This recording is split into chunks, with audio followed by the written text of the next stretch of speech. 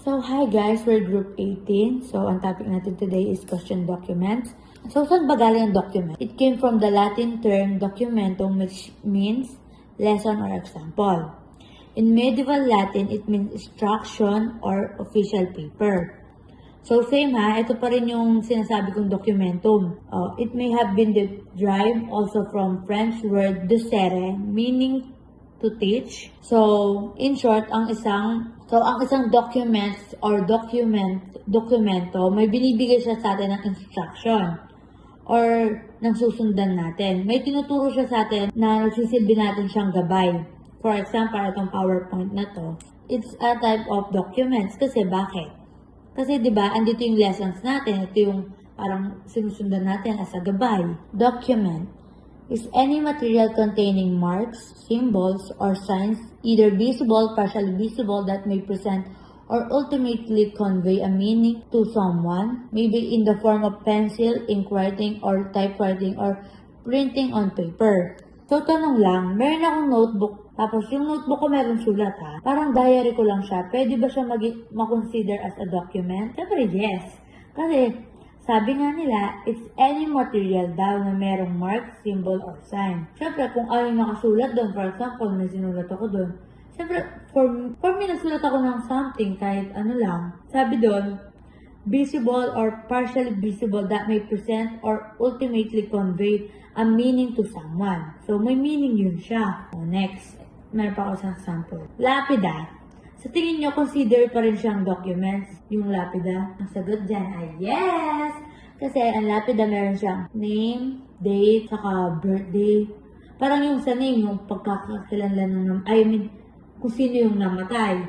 Tapos yung date is parang kung kailan na pinanganak yung namatay, tapos kung kailan siya namatay. So, consider pa rin siyang documents. A document is any written document by which a right is established or an obligation is extinguished. So, dito naman, kapag daw yung documents or dokumento daw ay nag-establish siya or nagbigay siya ng karapatan sa isang tao, yun daw ay document. For example, titulo ng bahay. Like, sa akin yung bahay, ako may-ari ng titulo. Binenta ko siya. So, dun sa binentahan ko, siya na yung may-ari. Eh di ililipat na yung pangalan. Ganun ba? Ililipat yung pangalan. May karapatan pa ba ako dun sa bahay? Siyempre, wala na. Kasi nga, nilipat na. So, consider pa rin siya, yung sabi dito, ang tawag dito, which a right is established or an obligation is extinguished. So, parang ganun siya. Wala nang karapatan kasi nalipat na sa kanya. So, consider yung papel na yon, yung titulo na yon is documents. Diba? A document is deed or instrument executed by a person by which some disposition or agreement is approved, evidence, or set forth. Ang isang document daw po, or documento, is nagpapakita siya ng kasunduan. Ano kasunduan? Example, marriage contract. Yun, documents yun. Yung marriage contract na yun. Papel na officially married kayo, kasal kayo, kung ano sa kanya, sa'yo, ganun. Gets ba, guys? So, kanina, pinag-aralan natin ang mga documents. So, ito naman, ano ang hindi considered na official documents? So, a draft of a municipal payroll which is not yet approved by a proper authority. When we say payroll, ito ay pasahod natin kung magkano ang kinita ng isang tao during this period. Kapag draft pa lang ang nasa payroll ng city or munisipyo at hindi pa na-approvean or napirmahan ng otoridad or authority, hindi pa siya considered na official documents. And next naman, mere blank forms of official documents, the spaces of which are not filled up. Alam niyo naman siguro kung ano yung forms, di ba? May mga sinusulat doon na information. Kapag blanco pa ang isang form, hindi pa ito official na documents. So, next, pamphlets or books which do not evidence any disposition or agreement are not document but are merchandise.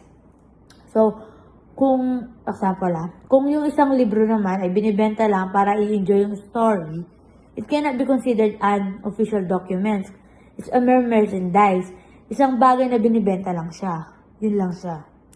So, let's discuss kung ano ba ang question documents or disputed documents. One in which the facts appearing therein may not be true. Baka daw doon sa dokumento may isang bagay o higit pa na hindi totoo and are contested either in whole or part with respect to its authenticity, identity, or origin, na baka daw may mali, may hindi tama dun sa dokumento. Pwede yung buong dokumento ay mali, o kaya naman may part lang ng dokumento na mali. It may be deed, contract, will, election, ballots, marriage contract, etc. Actually, kahit anong documents, pwede maging question documents. Basta may pagdududa, it's considered question documents. Definition naman. There is an argument or controversy over the documents. Kahit konting controversy or kahit konti lang na pagdududa, it's still question documents. So, question. Any material which some issue has been raised or which is under scrutiny. Kung parang feeling mo may mali dun sa documents, ayun. Ano na siya? Question documents, di ba? So, ano naman ang standard documents? Are condensed and compact set of authentic specimen which, if adequate and proper, should contain a cross-section of the material from a known source. Pag sinabing standard, these are authentic. Pag sinabing authentic, original or legit. Ibig sabihin, kahit katiting wala tayong duda na hindi ito legit na document. Kaya nga sinabing standard, di ba? Ito yung talagang legit na sinusundan. Legit siya, standard.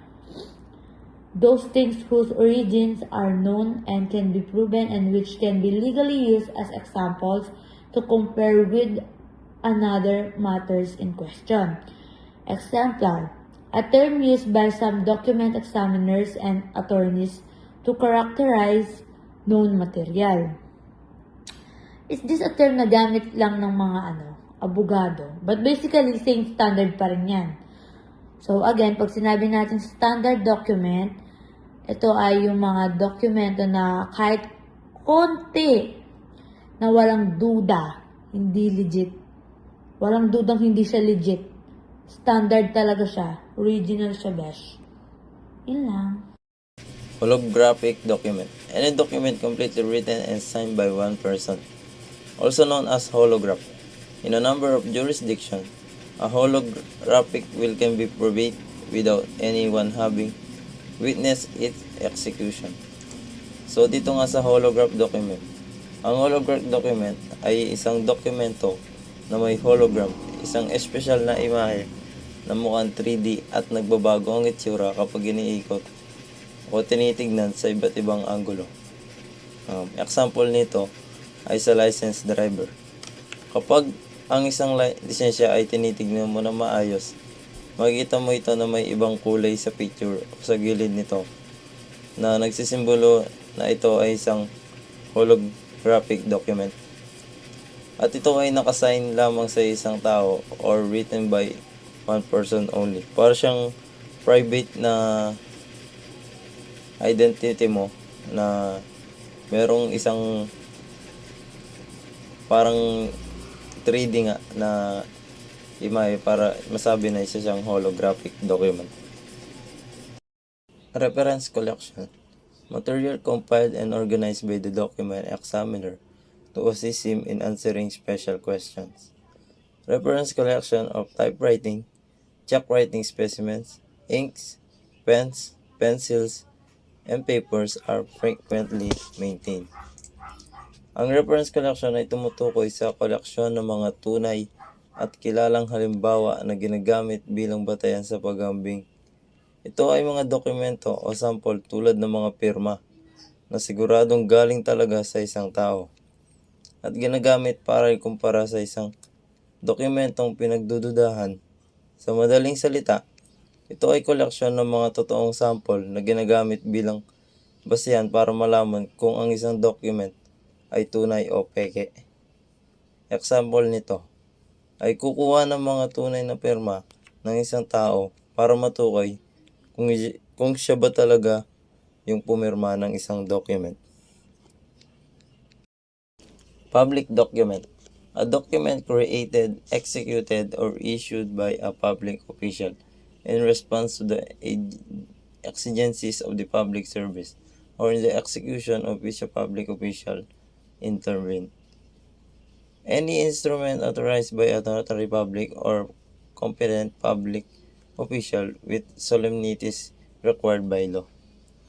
So, ang public document ay pampublikong dokumento ay isang dokumento na opisyal na ginawa o inilabas ng gobyerno o otoridad at may legal na bisa. Ang public document ay opisyal na dokumento mula sa gobyerno na ginagamit bilang patunay o ebidensya sa legal na usapin. Example nito ay ang ating mga birth certificate at mga police reports na magagamit mo kapag ikaw ay kumukuha ng mga requirements pang individual mo. Official document. A document which is issued by a public official in the exercise of the functions of his office. An official document is also public document. It falls within the larger class called public document. A document required by a bureau to be filed by its officers for the purpose of its record and information is an official document. Ang official na document ay isang uri ng dokumento na ginawa o inisyu o pinagtibay ng isang otorisadong tao, opisina o ahensya, lalo na ng pamahalaan at may kinikilalang legal na bisa. Ginagamit ito bilang patunay o ebidensya sa iba't ibang transaksyon at usaping illegal. So, ang official document ay katulad lang din ng public document. Parang meron silang pagkakahawig dahil pares silang nagagamit na dokumento kahit na ma-share man ito sa public or sa general na tao. Private document. Every deed or instrument executed by a person without the intervention of a public notary or of other person legally authorized, by which document some disposition or agreement is proved, evidence, or set forth. So, ang private document ay isang pribadong dokumento na ginawa ng isang individual o pribadong grupo, hindi ng gobyerno, at karaniwang ginagamit sa personal o pribadong transaksyon. Ngunit, maaari pa rin itong maging ebidensya kung mapapatunayan tunay at wasto. So, ang private document is isang private ng isang tao kung nasa sa kanya kung ilalabas niya ito sa public, pero usually yung mga nakalagay kasi na dito sa kanyang document is siya lang dapat ang nakita or merong mga special na nakalagay doon sa document na yun na hindi dapat makita ng ibang tao. Commercial document. Any instrument defined and regulated by the Code of Commerce or any other commercial law. Ang commercial na dokumento ay isang dokumento na ginagamit sa negosyo o kalakalan upang patunayan or i-record o suportahan ang mga transaksyon sa pagitan ng mga negosyo o individual. Sa commercial document, ito yung parang ginagamit ito usually sa mga business para mag-negotiate, gano'n. Ito, example nito ay yung promissory note na nangangako ka kung kailan ka makakabayad sa tatang petsa o takdang pera na nilagay mo sa sulat o kung ano yung pinag-usapan nyo ng tao na babayaran mo.